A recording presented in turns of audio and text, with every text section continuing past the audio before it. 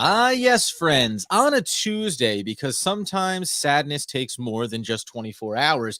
It is OGP, the One Giant Podcast, where I'm your host, Adam Armbrecht. You can follow me over at Adam Armbrecht on Twitter.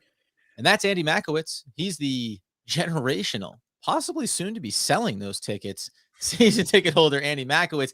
Not so healthy, wealthy, and wise today. There's some housekeeping, I think, that needs to go on in the Makowitz home. But how are we, sir, on a Tuesday? Well, the dog's sick. The kid's getting sent home from daycare for being sick. It's not going to be fun in this household. But I will You must say, watch the Giants game. yesterday, no, I was just going to say, yesterday's, after watching the Giant game, not only did we not want to come on and I talked to a bunch of fans. I don't think anybody wanted to talk about the Giants. I think we also wanted to wait to hear what Joe Judge said and let some of the dust settle. So, man, I'm glad we did that because we've got a lot to talk about today. You better believe it, man. So as we dive into this thing, we're not going to spend too much time here, but we will mention that the Giants lost at home, 38-11 to the Rams, visiting team. The Giants were home again. I want to reiterate that. Some comments from Leonard Williams in the postgame. Not thrilled with being booed. I'm sure Giants fans aren't, thrilled with having reasons to boo. A late garbage time touchdown and a 2-point conversion. This thing is 28-3 at halftime. Let's just again briefly here.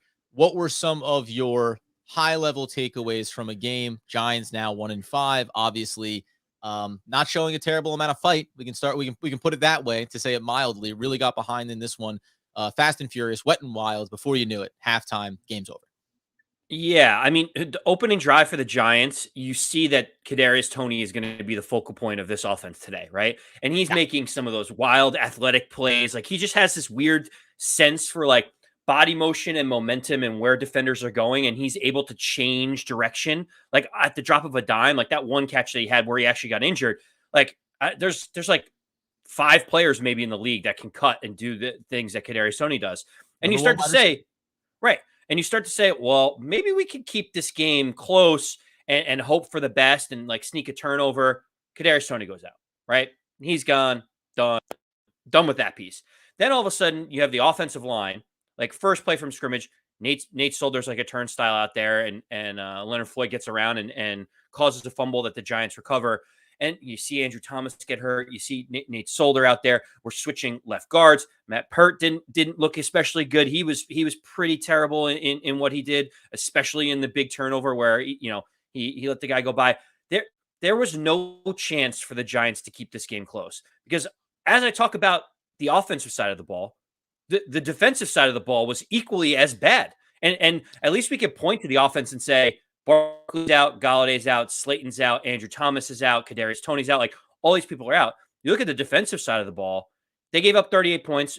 Some of those were short field due to Daniel Jones turnovers. But, I mean, the defense got shredded by Matt Stafford. Cooper Kupp looked awesome. They couldn't stop the run. Darrell Henderson looked great. They had 130 yards on the ground. Where are the positives that you see at all from this game? Well, I mean, listen, that opening drive we talk about when the Giants go down there and then get 3 points. I think that's always like the first sign indicator. And I know by the end of the game, 38-11, who cares? But it's like when you get down there, when you manage after even Toney gets hurt, you get yourself down there inside the red zone. And once again, you settle for 3 points. It's just that thing where you go, all right, that's all you need to know. Like that's the script right there. As soon as you don't get 7, you know that you're not going to be able to hang in this game because the defense gets completely shredded on a consistent basis.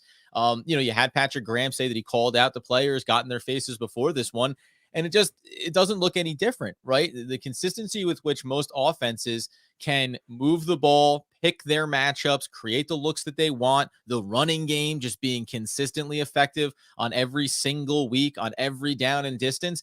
That's just, it keeps the game script. We talk about what the Giants can't do. What every other team against the Giants can do is maintain their game script, stay ahead of the yard markers. And even in a game like this, where on the back end, you've got the Rams saying, hey, a lot we could clean up there. Wasn't so good. This thing lingered for the first quarter, right? Before they absolutely exploded in the second quarter to get this thing out of reach before halftime. So, I mean, listen, it was more of the same.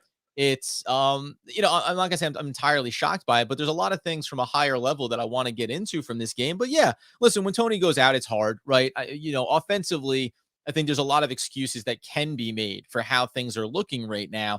The question really becomes how many of those excuses should be tolerated how many of those are excuses that the Giants kind of, laid the groundwork for in the offseason, in the draft, and put themselves in this spot. So it's a bad game. It's a bad loss. It's somehow even a worse loss than what we just saw the week prior against Dallas. I just think also as a Giant fan, you got to look at all the injuries we have. We know we don't have a good offensive line. I came in basically saying that the Giants would lose this game 31-13. I wasn't too far off in terms of 38-11, right? Like it felt like it was going to be a 20-point win going into this game, and nothing that you saw on the field really changes your mind. Like I think also Giant fans need to realize we are that far away from being a competing team. Like the Rams have Super Bowl aspirations, and like they look like they could be a Super Bowl team because that's what Super Bowl teams do. They take the bad teams, they stomp them out, doesn't matter home or road, and they take care of business. And by winning by 27, they say things like you just said, well, there's a lot we could do better. We could clean up those things. They're not resting on their laurels. And like what were Giant fans expecting to see out there when no Blake Martinez, no Kenny Galladay, no Saquon Barkley, none of the weapons out there for Daniel Jones? And that offensive line is a turnstile. We're switching out guards. Andrew Thomas gets hurt. Nate Solder's out in one play. Like there's no consistency anywhere. I would have been shocked. I literally would have been shocked if the Giants kept this within a single digit game. That's fine. I want to get to some pieces around that, especially after watching even last night's game. If you were a fan of football beyond the New York Football Giants, you saw a great game there between the Titans and the I'll just blank on who they played against. Andy will fill me in here in a second. Buffalo Bills. Thank you. And it was such a good game that I couldn't even get them out of my mind. They were entrenched in there, but it really was a back and forth game. And it's going to get to a theme that I want to go to here. But first, in this post game and in the day after, Joe Judge came out, right? And he basically said, listen. I know it's not pretty, but we got you. Well, this is going to get better, right? It's kind of those words of affirmation that you want to use to reassure everybody that this thing is going to be on the right track. Just what is I'm going to let you have the floor here for a minute on Joe Judge, because I've said I don't put too much stock in what coaches say at any point along the way, including the press conference when Joe Judge was first hired. But I know that this has been a theme that's been kind of starting to stick in your side week by week, loss by loss. This is definitely going to get better, is the quote that Joe Judge says. And then they're like, okay, can you talk about it, Joe? Tell us about it. And he says, I don't know what kind of guarantee they want, but I can assure everyone who is a Giants fan who wants to know when it's going to get better, we're working tirelessly to make sure we get this thing in the right direction. And so what he's saying is like, it's going to get better. He says, I don't know what kind of guarantee they want. It's like, no, Judge, it's not about guaranteeing anything. It's not about hyperbole. It's not about any of this mentality anymore. We understand that you have a way of leadership that you like to do, which is more the disciplinarian, authoritarian. Like that is your shtick. We get it.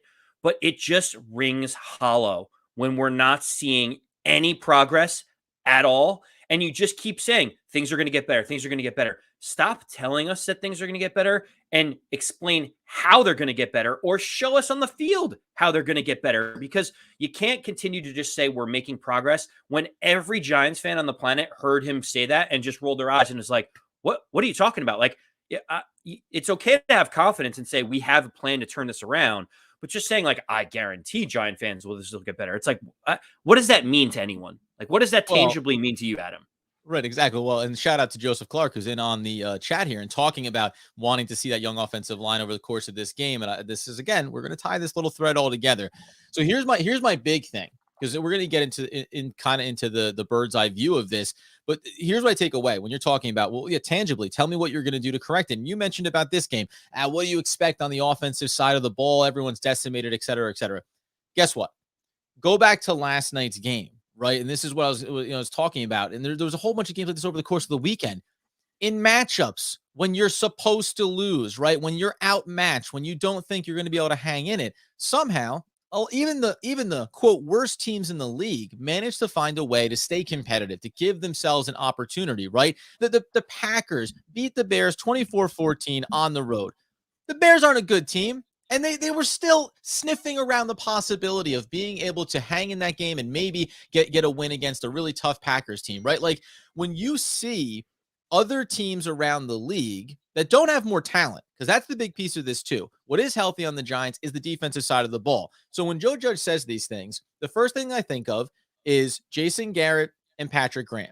Now, Jason Garrett, you can give a certain level of leeway to if you want to account for the injuries. But guess what? Every team has injuries. Maybe the Giants have run a little bit worse luck than others, but go around the league. Everybody suffers injuries. You need to be ready for it. You need to have some type of depth on your roster so you can make your way through some of those difficult runs when guys go down. That's the one piece of it. But on Patrick Graham's side of it, this is my biggest problem. And it speaks to what you said from Joe Judge. You're telling me it's going to get better, but I am not seeing, especially from Patrick Graham in the defense, where's the scheme change? Where is the adjustment?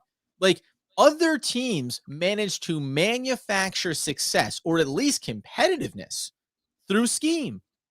That's how you do it. And on the defensive side of the ball, where you have more than enough talent to be competitive, it's almost shocking how bad they have been in these last, even in these last 2 weeks where they were outscored 83 to whatever it was, 20, 24. You're getting blown out in these games. Okay, the offense is going to have its problems, but defensively, nothing. Like there's no level. Like James Bradbury may not be what we thought he was going to be from last year, but he's not a bottom dwelling cornerback in the league. Neither is Adoree Jackson. McKinney, like you can go through the list of players on that side of the ball and say there is no reasonable explanation why you get torched for 35 plus a week. And this comes down to coaching to me. And this is where you have to ask the difficult questions, not just around Garrett, which we like to pick on, but about Patrick Graham and then about Joe Judge. What are the changes you're making on a week-to-week basis to manufacture an opportunity to at least be competitive? Because now over the last 2 games, we haven't even seen that. And I want to get your take on that a little bit of the coaching staff overall, because I have an alarming stat to give you, not even from this year, but over the last 5 years. Yeah. Okay. So I agree with you that clearly the defense, it has not been working. We're giving up over 30 points a game. We're in the bottom 3 of the league in points given up. And to your point, Patrick Graham hasn't changed much of it. Like last year, we were manufacturing some different pass rush and pressures from someone like Kyler Fackrell and others who are part of this team. We don't have that this year. The bigger problem to me is like Jabril Peppers, right? We all agree that he's the weapon on the field. He's playing less than 50% of the snaps, and they're putting him out in pass coverage when that's not really what his best asset is. He's a ball hawk, get up in the box, not the same as Landon Collins, but likes to play downhill towards the line of scrimmage as opposed to chasing around Cooper Kupp for 30 minutes, right? Like that makes no sense. Then you have Xavier McKinney, who's like Mr. Athleticism, can cover people, but he's 20, 35 yards away from the line of scrimmage and is only called on to make a play every now and then. We're not going zero coverage, all out blitzes. We're not trying anything different. We're just sitting back with the same scheme and we're getting roasted on it. So I agree with you completely on that side of the ball. Okay. The other piece of it, though. No, just quickly. I was just going to say is when you have that personnel package on the defensive side of the ball, you're using Jabril Peppers in ways that you normally wouldn't, because now you can say, well, injuries, you don't have Aaron Robinson yet there, blah, blah, blah. But also because Darnay Holmes didn't work out and you couldn't play him there anymore because you're trying to throw in a little bit of Julian Love at certain points, but that isn't always working out. And you're trying to create this balance on the back end of your defense. And again, that's the bigger view of what have you constructed here? How have you created balance and depth? But on the offensive side, go ahead. Well, on the offensive side, we can talk about Jason Garrett, but I want to go back to Joe Judge for a second. Just real quick, because by the way, we've been harping and everyone's been beating up on Jason Garrett a little bit, and that's fine. But guess what he was able to do in Dallas, right? Win games, go to the playoffs, even if he was losing. Like, you can criticize him for whatever it was, but his model of bland play calling also manufactured. I know there was coordinators underneath him, but as a head coach, he manufactured his team to the playoffs, even if they came up short in that regard. You had talent and you were successful with them. And I think that's like the piece of it we kind of get lost in the sauce on a little bit of. He took talent and did things with it. Now we're asking those questions about Patrick Graham and Joe Judge. Yeah, so we've talked about Jason Garrett's play calling ad nauseum over the last 5 weeks about how it's uncreative, and they've tried to make some changes. I think you've seen it too. They've at least tried to make some adjustments. Like once Kadarius Toney came in, they're trying different things to get creative. They moved Daniel Jones out of the pocket a little bit more in a couple plays. I'm okay with him trying what it is. What I am not okay with, Adam, is what Joe Judge did and then how he defended it in the press conference. Oh, leaving Daniel Jones out there for the entire game and saying, we wanted to test everyone to see who is going to be with us in the boat for 60 minutes. Adam, I'm here to tell you two things. One, that is the dumbest thing I've ever heard in my entire life, when our offensive line is in shambles and the guy is coming off a concussion and he's getting destroyed out there. It makes no sense. The second piece of I it, couldn't disagree with you more. the I couldn't second piece disagree of, with you more. Go ahead. the second piece of it is, what are you hoping to see from Daniel Jones in that moment? If you think he is your franchise quarterback, then you sit him and you say, we'll live to fight another day. If you're saying that the last 10 minutes down 30 points against a team where you're getting destroyed every day is going to somehow magically decide whether or not he's your starting quarterback of the future, then you've lost the plot. Well, I'm sorry. A couple of things real quick as Joseph Clark just chimes in with, imagine Jason Garrett being the head coach next year. Sheesh, which I enjoy. I think that's a, it's a both humorous and concerning prospect. Here's the deal, though. I get what you're saying about like the offense is in shambles. The line's brutal. It's a couple things. One, Daniel Jones coming off in concussion. He cleared the protocol. He was cleared to play. It's the NFL. You don't look back on that. You've talked about this before. If the guy can go, he goes, and you go full bore. You don't go timid into a game. That's how you end up getting another injury. That's the first part of it. The second part is, man, to go around the league. Nobody pulls out their quarterback because they're getting blown out in a game. That's not the way the NFL works. Like, he's your franchise guy. That's right. And guess what? You're going to be in tight games when you can win. You're going to be in bad games when you're going to lose. You do not just, if you start pulling out Daniel Jones in games you're getting blown out, then sit him for the rest of the year. Because guess what? You're going to get blown out a bunch more this season. You're going to get blown out against the Chargers. You're going to get blown out against the Kansas City Chiefs. You're going to get blown out against Tampa Bay. So what kind of precedent do you want to set? That Daniel Jones will only play the first quarter of every game, and then if he gets away from us because the defense is bad, we'll sit down Daniel Jones for the second half of all these games. Like, that doesn't make any sense to me. And I get that he's getting beaten up, but it's the end. Like, that's what it is, man. You're the quarterback. The team has injuries. Oh, well. Like, okay, so question for you. Then why do the Los Angeles Rams sit Aaron Donald? Why do they end up sitting Matthew Stafford? Why do they go to their third string running back for the last the game? What are you talking about? Because they're dominating the game. They don't need to do any more there. They've already solved the science. When you're a good team and you've already won the game, you say, okay, who's a couple of our really good players? Because we, as you said at the top of the show, we're the Rams. We have Super Bowl aspirations. We want to make sure we get through 17 games healthy. You're the New York Football Giants. You suck. You're 1-4, about to be 1-5. Everybody needs to try to get better. No one has solved the science on whether or not they're the franchise quarterback, on if we have a good receiver depth, like whatever the piece may be. Like, when you're a bad team, you are not afforded the luxury of saying like, oh, let's just manage our way through this one. We have a lot of things we want to accomplish in 7 years. Okay, I have a question for you, because you are a wise man. You follow sports. You also lead the Locked On Nets podcast. So right. shout out to them starting their season tonight. Maybe you could focus on that after this debacle. Question for you. If an NBA team is down 25 points with 3 minutes to go in the game, what do they do? Regardless if they're winning or losing, what do those teams do? It's too, but you can't compare it. It's two completely different things, because the NBA has 82 game season. And by the way, if you're a good team versus a bad team, you have the opportunity to say, we lost game 7 out of 82 games. We'll be back in the next one. We played up until the point of X in the fourth quarter. And by the way, in the fourth quarter of an NBA game with 3 minutes to go, if you say we're down 20 points, we're not going to make this comeback, we're going to get some young guys some reps here. Okay. Like, you can contextualize that in a way that makes sense. But guess what?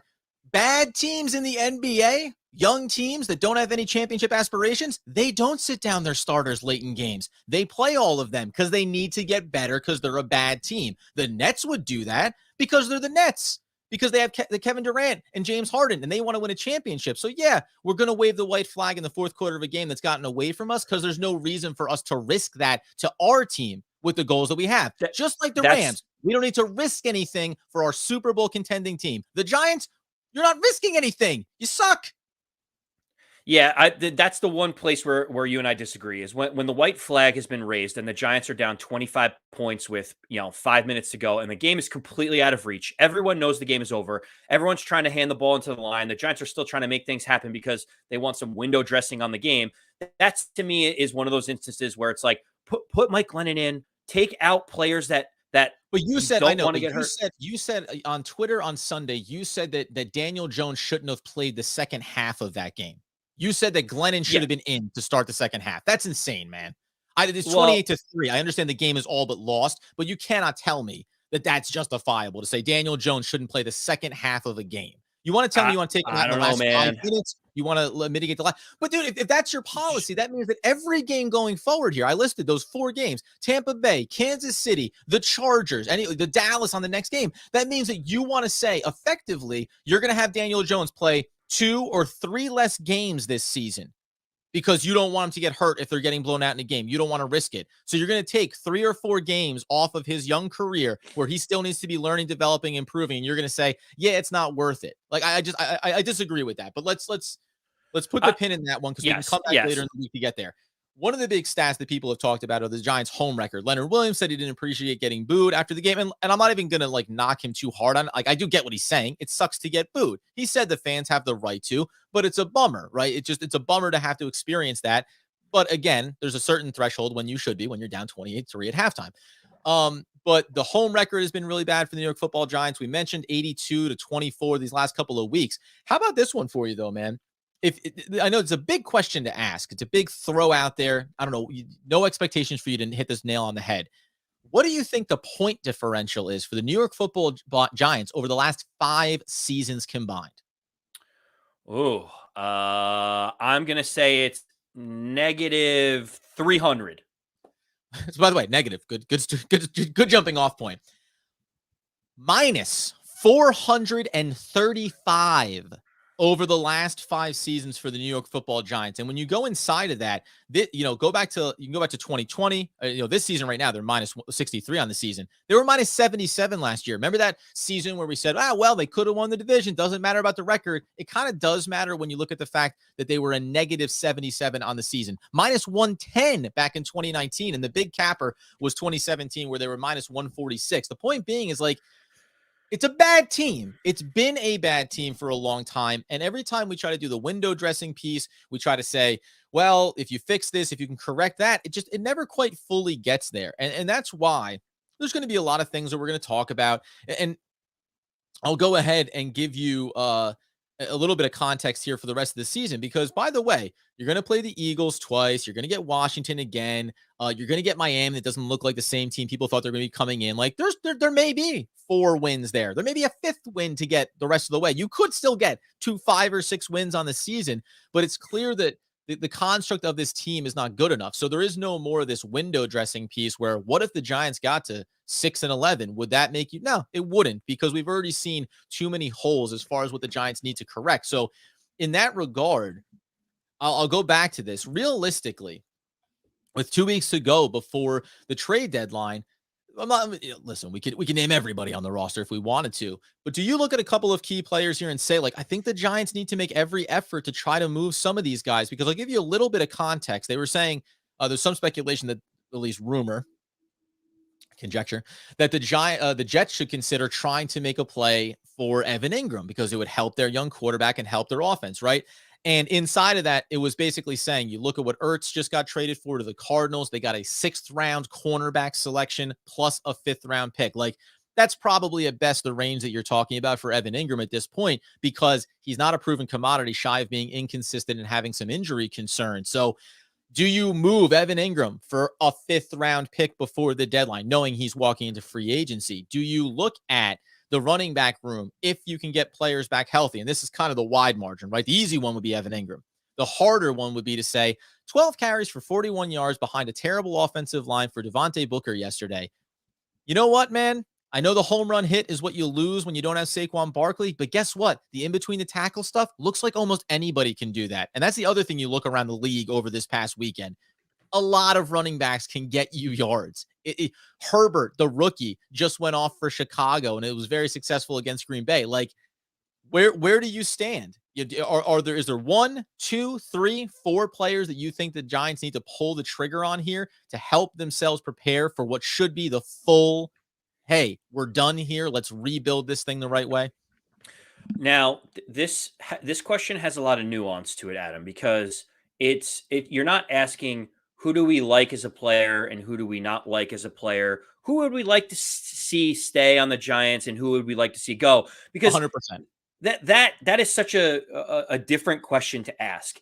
And because of that, Adam, I honestly don't know if anybody is safe. Literally, I think you open it up and you have to ask questions of virtually every single player on this team. It includes Saquon Barkley, as you mentioned. Like him as a guy, love to cheer for him, have his jersey in my closet. But at the same time, knowing that he's in year 3, they picked up the 4th-year option.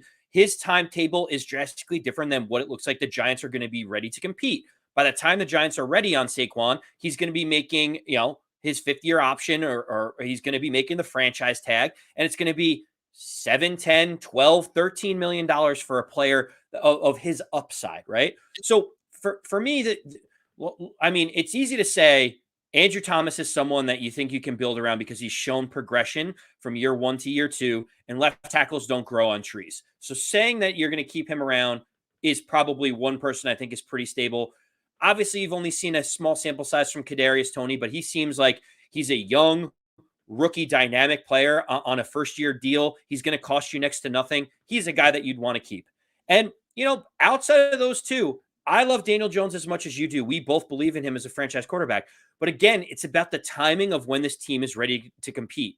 Now, Yeah. I don't think Daniel Jones' stock is going to rise or fall much more than what it is, given that the offensive line's terrible. They have no offensive weapons. So, what could you even get for Daniel Jones? I don't think it's worth making a move for him. I don't think anyone's giving a first rounder for Daniel Jones at this point in time. So really, I think Kadarius Toney, Daniel Jones, and Andrew Thomas are the 3 players that I absolutely think are part of this core nucleus that you'd like to keep and build around. Everyone else, you'd have to at least gauge the trade market interest. The last thing I'll say, and then I'll turn it back to you and get your thoughts on just those 3. But James Bradbury, the problem is that his cap hit for next year is like 20-something million dollars. The Giants can't move him even if they got a good offer because they would basically be eating so much cap. Adoree Jackson has not looked great. You could knock out a million, save 1.5 million, but you have a dead cap hit of 15 million on Adoree Jackson. Like, these guys aren't going anywhere for the time being. Yeah, for sure. Well, it's interesting that you bring up Bradbury, because I think the way out of that potentially would be, because the cap hit, they restructure him, makes it like 21 million next year. But the way you get out from that is you take pennies on the dollar, right? So if another team, a championship caliber team, needs that cornerback depth, and you could look at bringing him in, you think about Sherman just went down for Tampa Bay after they had brought him in, right? Like, Bradbury would be a great addition into that defense. He would really help them, and he would look a lot better on that defense than he does for the Giants, given everything that's gone on. So you take what? A 4th-round pick. You take, you know what I mean? You take a diminished return on that for the simple fact that, great, now we don't have $21 million on the cap next year, or we're talking about, as it's been rumored, extending Bradbury longer to push that money off. No, like, go ahead. You're going to have to sell low on a lot of these players, but I think it's important to do it because it's going to afford you the ability to get more draft capital. And more importantly, remember, they're 2 years away from getting the cap back to a reasonable spot. In 2 more seasons after next year, the following year, they'll still be, and other teams are going to have players to sign, etc. They're still going to be bottom 10 in the league as far as cap space goes, but they're going to get themselves closer to something like 100 million going into that all season, as opposed to where they are in the complete negative right now. And next year is going to be more of the same.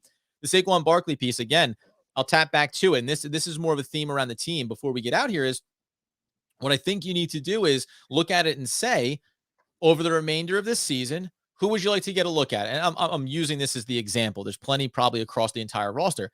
Okay, let's get Gary Brightwell out there. Booker's there. He's the veteran presence. Gary Brightwell, he's the rookie you took late in the draft.